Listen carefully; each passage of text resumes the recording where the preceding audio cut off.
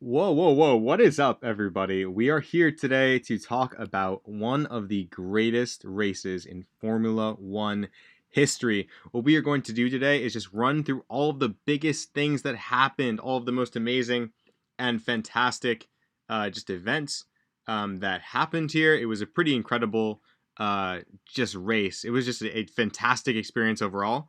And that's what we're going to be looking at today. So we're going to be looking at some different uh, reactions to it. We're going to go through all of the biggest things. I put them here in chronological order so you guys know exactly what's going on. We're going to talk about this. So we start off with the Reddit.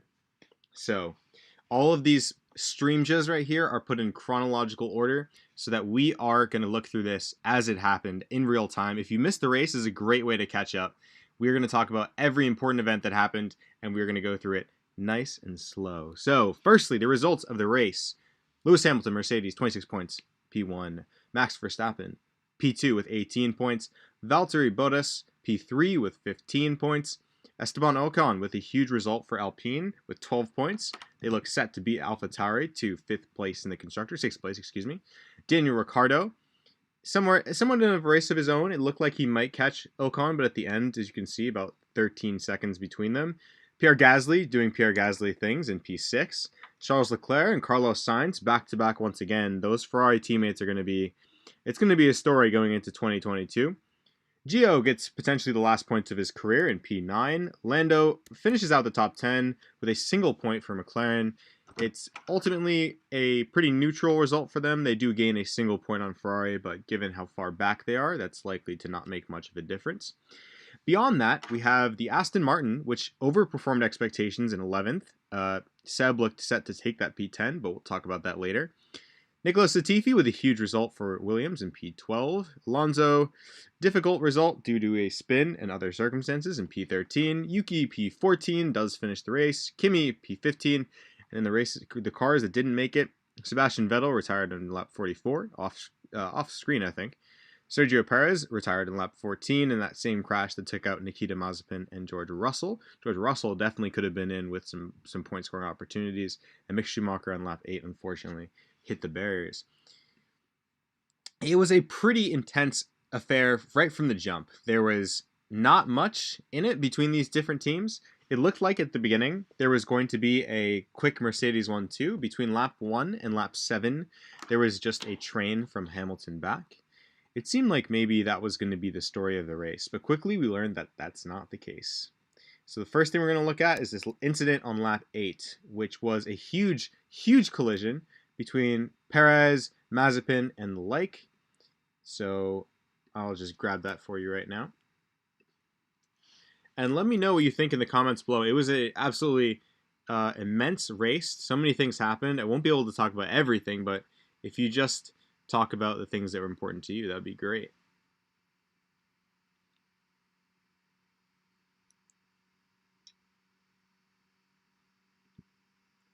There it is. So, this is the replay of lap 15. So, the first crash was Mick Schumacher running into the wall. Not much to say about that, other than that I would not want to be a Haas driver if I had the choice. This is lap 15. Latifi taking a second to get to the grid. He starts P19. We've lost Mick Schumacher after a crash at turn 22. And now, for the second time this evening, the 5 lights go on above the drivers.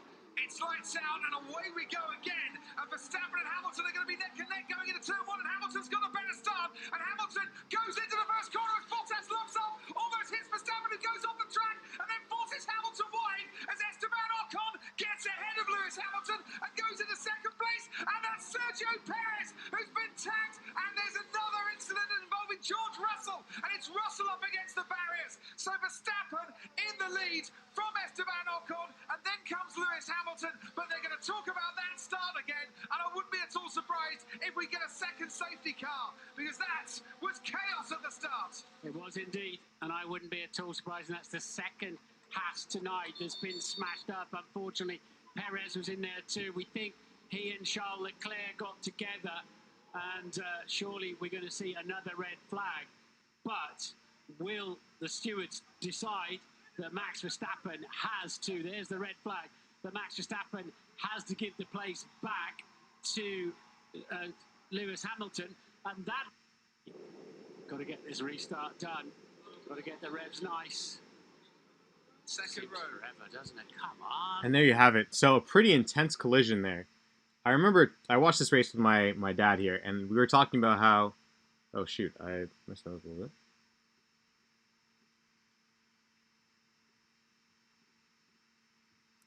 Let me just get this streaming experience a little bit better here. I do have some issues sometimes with the MacBook, and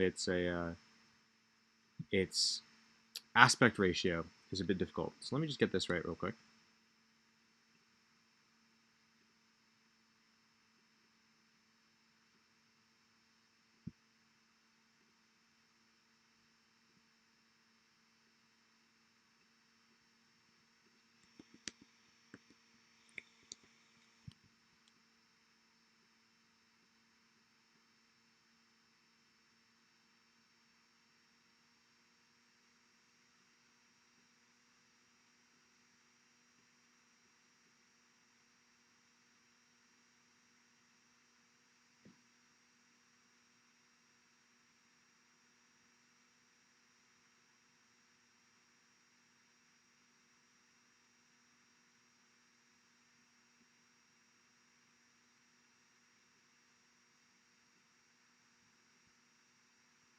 On the grid. That is Nicholas Latifi right at the back. He starts P19. We've lost Mick Schumacher after a crash at turn 22. And now, for the second time this evening, the five lights...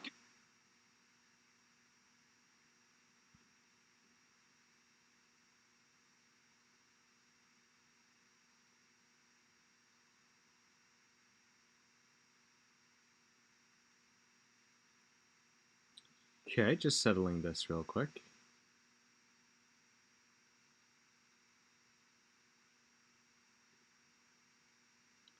So, this is... Yeah, okay, this is pretty good. You can actually see everything that's on screen, which is great. So we're gonna... Yeah, we're back to it.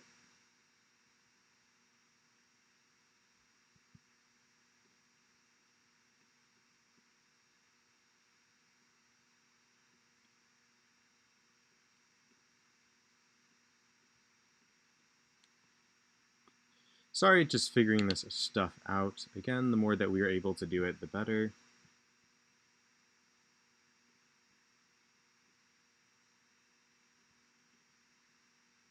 I'm just going to watch this back and make sure that it's working right. So, this has been a very quiet stream so far, but we'll get into the big stuff in a second. So I can pull that back a little bit, and then we should be good to go. Excellent. Make sure that viewing experience is nice and tight for you guys. It's a bit hard to do in advance just because sometimes when you stream, it will adjust, like I said, the aspect ratio. But, you know, guys didn't need to worry about all that. All right, excellent. So, we're back into it. So, the first thing that we talk about here is this collision between Perez, Mazepin, and it was George Russell, in fact. One thing I noticed is that it didn't really seem clear exactly what happened to George. So we're going to watch this in slow motion, see what happens here. So look here. We've got the Red Bull, the two Red Bull and Lewis. We've got Ocon. We've got Bottas. We've got Ricardo up here. We've got the two Ferraris, as well as Perez. So Perez is here. We're going to watch him. So they focus on that, of course. He's back here. And Perez, and there he gets squeezed. I think that was George Russell back there. It seemed like it was damage to the back of his wing, which actually made the difference. So, another unlucky race for George. I hope he doesn't bring this luck with him to Mercedes, because it's been such a difficult time for him to actually be a part of Formula One. He has such amazing talent. Excuse me. That he's someone you could definitely see being world champion. Someone that maybe even is above the caliber of someone like Max Verstappen. Given his performance in Belgium, given his performance with the Williams all season, given his performance in Sakir last year, he's definitely up there, at least with Leclerc and Verstappen, as three of the best young talents in Formula One. But, once again, it seems like whenever distraction and issue occurs, George Russell is always exactly where it is. So we see him over here. It's absolutely smashed. That's Nicholas. There was George Russell, who was hit by Mazepin in the back. Scary accident too. Obviously, it's a pretty dangerous track for all the drivers. It's been shown to be quite a difficult one in terms of safety. We saw that with the red flags, with the virtual safety cars, all of the above. But more importantly, it's the issues that they've had in terms of bunching up the field, but also faster cars and slower cars. So when you have something like a red flag, it puts cars that shouldn't be behind each other behind those cars, and vice versa. So what happens is you get cars like Perez. We're going to have a lot more traction, a lot more speed, and have a lot more intention to get to the front than cars like even Leclerc, who is next to him. And that results in conflict. It's really fun to watch, especially when they're able to race cleanly, but it does produce a lot of issues. I saw a lot of people talking about how the track is just broken. I think it is one of the more difficult ones in terms of keeping out of the way of other cars, and that is an issue. But more importantly, I think that it's a situation where it's adding insult to injury. So if you have a track that's difficult and you have drivers that are in the wrong place, that's when you get that mixture. It's two parts that go into it. I think if we just had the race as you saw it before Schumacher hit the wall, then again, everything was pretty normal. So anyway, so this was number one. That was the first thing that happened. Second thing that happens is a little bit before that, just to talk about this incident. I can't tell you anything, but the only thing I'm going to throw back at you, what you're talking about, is Paul Resta. I thought it was so funny when he called on him in the middle of the race, and he just went, "Yeah, I can see that Lewis passed Max." What is he doing? Weird guy. People try to do this long stint. This is a fast track. You start taking the gauge out the tyre, there's construction concern, I would say. 2 seconds, Paul. Valtteri's driving massively off the pace. I agree. It's absolute. Yeah. So Max and I shouldn't show this for too long, but Max and his engineer getting on. I noticed Max was kind of pulling a little bit of a Lewis today, complaining quite a bit about different things that happened during the race, not just the penalties. And that was a huge issue that he felt like he was facing, which is that every time he was involved in a restart, there was going to be something happening that stopped him from getting where he wanted to be.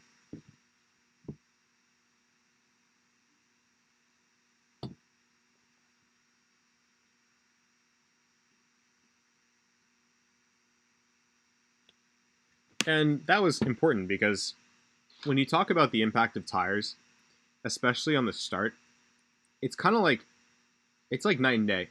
You know, it's like playing tennis with a brand new racket versus playing tennis with the racket your dad gave you when you were, let's say 17, like not a child's racket, but. So when it comes to warming up your tires, there's only one way to really get ahead, which is to make sure that you have enough space and time to actually get the tires up to temperature, B, the very short wait once you actually get to the grid, and C, you want to make sure that you're on the right tire. So for Verstappen, he has enough time to actually get his tires up to temperature. The second one was the issue. We'll talk about that in a second.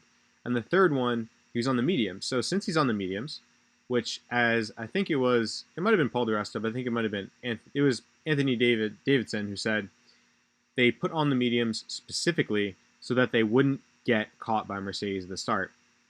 Now this worked out, but for Max's sake, he's thinking, if I don't get the start correct, then I won't have any advantage over the Mercedes whatsoever. So in the back of Max's mind, he's thinking, hey, I need to get this right, and if anything happens, I won't win the race. So you understand why he's so stressed about this. Now Bottas, knowing that this is the case, keeps him as far behind as he can in order to allow the people in front to actually warm their tires. The other thing I noticed is on the restart, which I think happens in this clip as well. He doesn't show it, but Latifi takes an especially long time to get to the grid as well, which is sort of a dick move because the truth is that as the last person on the grid, you have the largest impact on how long the other cars are waiting there. I always wondered that if a car at the back had an issue or slowed down just because they felt like they wanted to, that it would how much damage they could do to the other cars in terms of that. And again, the longer you're waiting there, the less warm your tires are, and that individually affects each driver worse. So pole is the worst for that, P20 is the best for that, and all of the above is included. So P19 better than P18, you get the idea. So I think the time has come. We have to talk about the number one issue of this race, and it was a big issue. This is one that, as Martin Brundle explained, we will be talking about for a very long time. So Verstappen and Hamilton have a long history of coming together. In Brazil, it was Verstappen who pushed Hamilton off the track. He did not get a penalty for that, and many people feel he was very fortunate in order to do that. But we will review this 100 times over, and you have to tell me what you think in the comments. Just tell me exactly what you think about what this issue was. Do you agree with it? Do you believe that he made the right choice? Or whose fault was it? Let's just watch it. In some way, because, this is excuse me, this is the safety car issue. We think is difficult to overtake. Verstappen. Same service back in Imola, if you remember. Yes. Does that mean you can change tyres? Unfortunately, Lewis, yes it does. So this was the response to the red flag. And I have to say, this was the first one, and the second one rather. The issue was twofold. One is on the first red flag, it seemed as if the impact was borderline. People were comparing it to the Leclerc crash, but it seemed more like the Leclerc crash was a little bit stronger. When we saw Leclerc hit the barrier, he came out limping. He was his car was totally wrecked. The rear wing was totally disconnected. And it seemed like the car was in generally a lot worse shape. When it came to Mick's accident, Mick was out of the car. Mick was very calm on the radio. And his car was positioned in such a way that he didn't actually hit the barrier with so much direct force. So let me explain what I mean by that. So if you imagine Leclerc's car is at an angle, which it was, just imagine this with me here. Leclerc's car is at an angle. When Leclerc hits the barrier, the whole force of the impact pretty much went onto the back of the car. The front of the car skids into the barrier, but he did hit the barrier with full force straight away. For Mick, not only was he going slower, because his car and also the corner, but when he hit the barrier, he did what's called a tank slapper. And you know what a tank slapper is because the back of the car, or the front of the car, hits the barrier first, and then the other side of the car hits the barrier second. It's very clear which one is which, and that is what's known as a tank slapper. When you hit the barrier full on, without the impact being shared from the front to the back, it means that you're doing much more lateral and kinetic damage to the structure of the barrier in front of you. The reason for that is, when you hit something with something that is larger, it's distributed over a larger portion, so again, once you flip the car around, versus if you hit the car with one specific point on the vehicle, you're going to transmit more kinetic energy because the point of impact is much smaller. So think about this for yourself, right? If you stab yourself with a knife, or if you hit yourself with a large block, like a wooden block, you're going to feel a different sensation because the way that the pressure is pointed on you is much different. Or like an arrow, for example. If an arrow was super wide, there was like an arrow that was the side of a textbook, it wouldn't work as well because it wouldn't distribute the impact right to where you need it. It wouldn't go through anything. There's a calculation for that. It would need a certain amount of energy more in order to inflict the same amount of damage. So in this instance, I think what Michael Massey is thinking is, all right, this corner has been shown to be an issue. We've seen accidents here in F2 and in F1. I know that if another driver hits this spot, my ass is, I'm in big trouble, right? So the decision to bring out the red flag primarily must have been a circumstance where he was concerned about a secondary impact. It was about someone else hitting the barrier and it not cushioning the blow to the fullest capacity. There's about three things that go into this. Firstly, he's worried about the impact to the car because the teams are always worried about how much money they're going to have to pay. And if they do have to pay more than they were supposed to because the barrier fails or because it's too weak to keep the car out of the wall behind the barrier, then they're gonna come at him. It's gonna be his issue, and he's gonna be in trouble with his superiors. The second is obviously driver safety. Don't want anyone to get hurt. And the third is the opinion of the public. I think, as naive as sometimes it may seem to think that your comments on Reddit have real impact in the world, the sort of backlash that F1 gets for its stewardship is important to the viewing experience of the actual people who view the sport. So F1 is a profit-driven activity. As you know, Liberty Media bought the company with the intention of changing it, and they have. But when you change a company, you have to consider how it's going to come off, how it's going to come across. When something like Twitter changes CEOs, you see how the public responds. And if you want to build a successful company, and especially one that is an entertainment company, the opinion of the public and the paying viewers means a lot. So for Michael Massey to create an environment that appears unsafe is nearly as bad as creating one that is unsafe. And for him, the decision to do something like that, I'm sure didn't directly come from his opinion on the fans. But he knows that at some point there is an issue that he's going to have to settle there. So for Michael Massey, pretty simple decision to make. Ultimately, I think the rule about changing tires under a red flag is quite bad because it incentivizes sort of this kind of cheating game where it's like you were sort of benefiting from the misfortune of other cars, which I feel like is a bit unsportsmanlike. But I understand it. I mean, teams will always take every advantage they get, and I don't imagine any team, apart from maybe Mercedes after this weekend, having any specific reason to go to the stewards to say, this rule isn't fair, and maybe it will be talked about next year, but I feel like the teams just want to let it be because A, it could always benefit them, and B, because, they got bigger fish to fry, to be honest with you. This is not a rule that if this hadn't happened today, we'd ever be talking about. So when you have those meetings between teams, they're focused on things like budget caps. They're not talking about these minute red flag rules that ultimately don't come into play that often. I mean, F1 is a much safer and much more reliable sport than it ever has been. But moving on. So this is the red flag. I thought this quote was funny from Hamilton. Let's play it one more time. Does this not mean you can change tires? Ooh. Unfortunately, Lewis, yes, it does. Yes, it does. And just the desperation in his voice I thought was very poignant. Moving on. So this was the restart as we've seen it before. We'll play that one more time. This is more information under the red flag. Once again, Lewis doing what he does best, which is just keep staying in the zone. Lewis is such a mental athlete. I think once again people always deride F1 for not having any bodybuilders. F1 drivers don't look very physically impressive if you don't see them, maybe without their shirts off or something like that.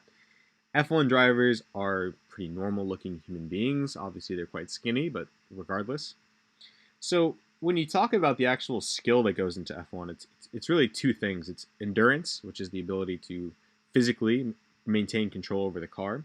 And secondly, your ability to mentally stay in the moment. So the same way that chess players exert thousands of calories over the course of a world championship, the F1 drivers that you see on TV are going through such mental strain that they are also losing water and losing weight from the calories they're burning from the mental part of the sport and the job that they're doing.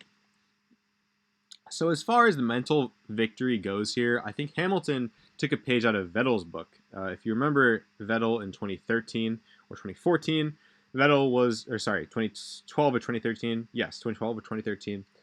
Vettel was by far the most consistent driver on the grid. So Alonso would have good days, he would have bad days, but Vettel, for the most part, was very cued in. And his speciality was how well he could just go and go and go, and he'd go every single qualifying. It felt like he would just finally hit that moment when it needed. His pole record back in the day was absolutely unmatched, and if the Mercedes had not been as dominant as it was, then I think that those records would stand probably forever.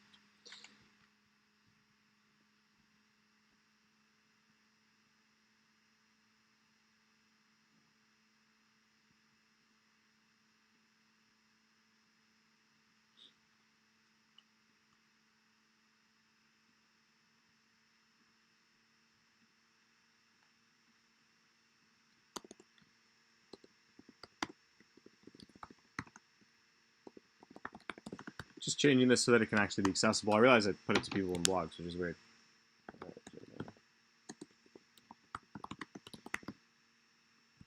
Okay, just to make sure that this is listed correctly after we're done with the stream.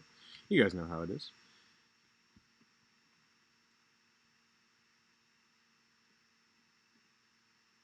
Oh, we can't play it, but we can. Unfortunately, it's not working. Scrub through it. Going to sort it out. Yeah. Seems a clear message coming from race control that they thought the move was illegal. Go ahead. Yeah, we'll accept that. We understand the order will be Ocon, Hamilton, Verstappen. No. That is correct. Ocon, Hamilton, Verstappen. Okay, and you having a really good look at all that Bottas stuff under the, and also Hamilton dropping back under the formation lap just now. Yeah, I'll have a look at it all. It was a standing start, restart, Jonathan, not a formation lap. Okay, no problems. Whew. One thing I love about Formula One is there's never a dull moment, because even when there's things you think you don't know it. So in this instance, Red Bull on the phone with the FIA saying, hey, wait a second, I thought Hamilton had to stay within 10 car lengths of us during the formation lap, which he didn't do. He didn't do it. And Michael Massey, slick as ever, says, well, unfortunately for you, it wasn't a formation lap. Now, I don't know the difference between a formation lap and a restart. I don't think anyone does. But because the language of the rule says it is different, it must be different. Pretty funny. The second thing here, the FIA getting their own information mixed up, pretty funny. They are a massive organization. They have so many materials, resources, all this data they must be crunching, and they can't even tell you which driver is supposed to go where. For some reason, Ocon's position changed about 3 times within the course of their conversations. And fortunately, he got to start where he was supposed to start, which was at the front. Shout out to Ocon. And what's up? I see you in the chat. How's it going, man? Thank you for joining. And, this was an interesting spot. We'll look at this one more time. We're going to watch this. What? Under the formation lap just now. Cool. Yeah, I'll have a look at it all. It was a standing start, restart, Jonathan, not a formation lap. Ooh. Okay, no problems. So does that change it a little bit? Going to sort it out. Now, that's a good question. And I will say, and I want you guys to think about this with me, I've never seen a team and the FIA get in conversation like that before. So I've seen the FIA ask questions, ask for data, but I've never seen them actually have this sort of back and forth that they did with Red Bull today. Now, I don't know if this is bias. I think it might just be that Michael Massey is he looks like a very stressed out individual. But ultimately, when you have these sort of conversations where teams get to have a say in what's going on in the rules, that's kind of risky, you know what I'm saying? Kind of risky. I don't know if that's really within the rules. Like if you had an NBA match and someone called a foul, you don't want to ask the coach if that was really a foul. You know what I mean? You want people to genuinely know what the rules are. So